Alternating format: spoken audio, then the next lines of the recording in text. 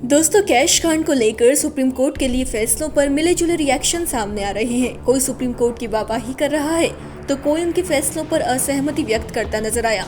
किसी को लगता है कि कैश कांड में अंतरिम रिपोर्ट को सार्वजनिक कर सुप्रीम कोर्ट ने पारदर्शिता का उदाहरण पेश कर दिया है, तो किसी को लगता है कि ऐसा कर खतरनाक मिसाल पेश की गई है। आइए आपको बताते हैं कि कैश कांड में चल क्या रहा है, सुप्रीम कोर्ट के कौन से फैसले पर ये मिक्स्ड रिएक्शन सामने आ रहे हैं और ये प्रतिक्रियाएं दी किसने हैं। पहले बताते हैं कि कैश कांड है क्या। कुछ दिन पहले एक चौंकाने वाला मामला सामने आया था, जहां दिल्ली हाई कोर्ट के जज जस्टिस यशवंत वर्मा के घर में बड़ी मात्रा में बेहिसाब नोट मिले थे। ये मामला जैसे ही chief justice of India Sanjiv Khanna के कानों में पड़ा था, उन्होंने तुरंत इस पर एक्शन लिया। कॉलेजियम की बैठक बुलाकर दिल्ली उच्च न्यायालय के न्यायाधीश जस्टिस यशवंत वर्मा को उनके मूल न्यायालय इलाहाबाद हाई कोर्ट में वापस स्थानांतरित करने की सिफारिश करते हुए प्रस्ताव जारी किया गया। तत्काल प्रभाव से उनसे न्यायिक काम छीन लिए गए। साथ ही सीजेआई संजीव खन्ना ने आरोपियों की जांच के लिए वरिष्ठ न्यायाधीशों की एक 3 सदस्यीय समिति बना दी। गौर कीजिए कि कोर्ट ने दिल्ली हाई कोर्ट द्वारा एक आंतरिक जांच रिपोर्ट भी सार्वजनिक की। ये देखते हुए राज्यसभा के सभापति जगदीप धनखड़ ने सीजेआई संजीव खन्ना की तारीफ करते हुए कहा कि इस तरीके के मामलों में पहली बार इतना पारदर्शी तरीका अपनाया गया है। हालांकि राज्यसभा सांसद कपिल सिब्बल का ऐसा मानना नहीं है। जी हां, राज्यसभा सांसद और सुप्रीम कोर्ट बार एसोसिएशन के अध्यक्ष कपिल सिब्बल का रिएक्शन सामने आया है।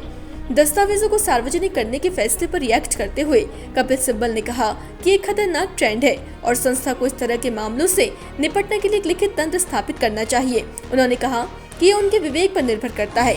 ये सही था या गलत, ये तो समय ही बताएगा। दस्तावेज का स्रोत खुद अदालत है, ऐसे में लोग उस पर विश्वास कर लेते हैं। ये सच है या नहीं, ये बाद में तय किया जाएगा। मेरे हिसाब से खतरनाक मिसाल है। इंस्टीट्यूशनल रिस्पांस एक ऐसी व्यवस्था होनी चाहिए जिसे संस्था लिखित रूप में लागू करे कि क्या होना चाहिए, क्योंकि संविधान के तहत उनके पास संसद द्वारा व्यक्ति पर महाभियोग चलाने के अलावा कोई और शक्ति नहीं है। ये उन्हें ही सोचना है कि इससे कैसे निपटना है।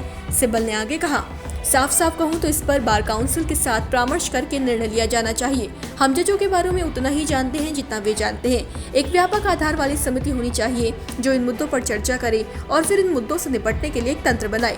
अगर आप इन चीजों को सार्वजनिक डोमेन में रखते हैं तो संस्था पहले ही हार चुकी है। जस्टिस वर्मा की घटना पर सिब्बल ने कहा, जब तक जांच पूरी नहीं हो जाती, मुझे नहीं लगता कि भारत के किसी भी जिम्मेदार नागरिक को इस पर टिप्पणी करनी चाहिए। ना ही बार को ये रुख अपनाना चाहिए कि हम हड़ताल पर चले जाएं, क्योंकि आप मान लेते हैं कि कोई दोषी है। मैं उम्मीद करता हूं कि ये देश इस सिद्धांत पर चलता रहेगा कि जब तक कोई व्यक्ति दोषी नहीं पाया जाता वो निर्दोष है, और इस मामले में तो जाँच भी पूरी नहीं हुई है। दोस्तों, यानी कि कैश बरामदगी के मामले में देश में हंगामा मचा हुआ है। इस पर आगे क्या होगा, जांच पूरी होने पर क्या सच सामने आएंगे, ये तो वक्त ही बताएगा। आपका मामले में क्या ख्याल है, कमेंट बॉक्स में जरूर बताएं। देवभूमि इंसाइट